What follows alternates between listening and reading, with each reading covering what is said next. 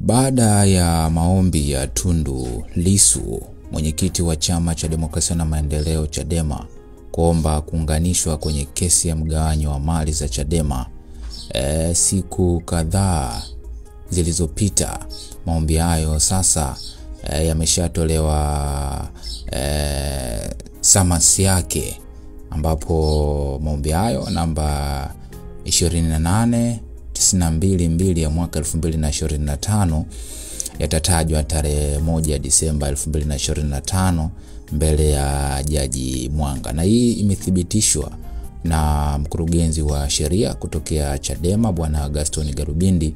Ameandika kupitia ukurasa wake wa X kwamba summons ya maombi ya Mheshimiwa Tundu Lissu kuunganishwa kwenye kesi ya mgawanyo wa mali za chama imetoka. Maombi hayo namba 28922 ya mwaka 2025 yatatajwa tarehe 1 Disemba 2025 mbele ya Jaji Mwanga. Na ameipiga picha summons hiyo ambayo inaonekana hapo, maendeleo vizuri. Kwa hiyo Tundu Lissu pia sasa hivi ataunganishwa kwenye ile kesi ya mgawanyo wa mali wa Chadema. Na utakumbuka kwamba siku kadhaa zilizopita Gaston Garubindi pia aliandika kwamba Lissu awasilisha maombi mahakamani.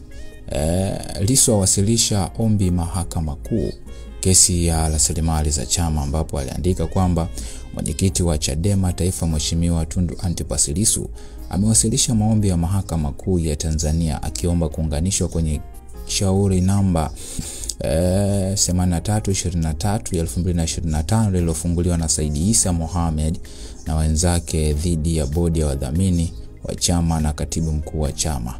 Mheshimiwa Lissu anaiomba mahakama aunganishwe kwenye shauri hilo maarufu kama kesi ya Wazanzibari kutokana na kufunguliwa na aliyekuwa makamu mwenyekiti wa chama Zanzibar, ambapo Mheshimiwa Lissu anaomba kuunganishwa kama mdaiwa. Utakumbuka kwamba kesi hii ndiyo iliyosababisha chama kuzuiliwa kufanya shughuli za kisiasa pamoja na zuio la kutotumia rasilimali za chama, uamuzi uliotolewa na Jaji Hamidu Mwanga.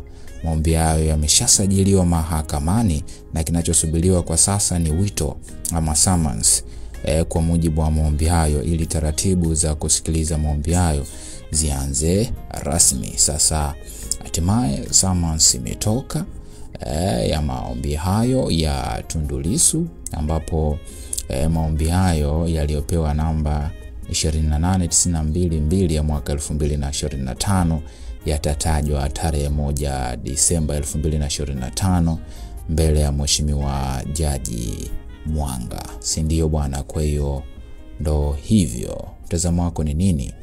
Hakikisha umesubscribe hapa kwa ajili ya kupata taarifa nyingi zaidi.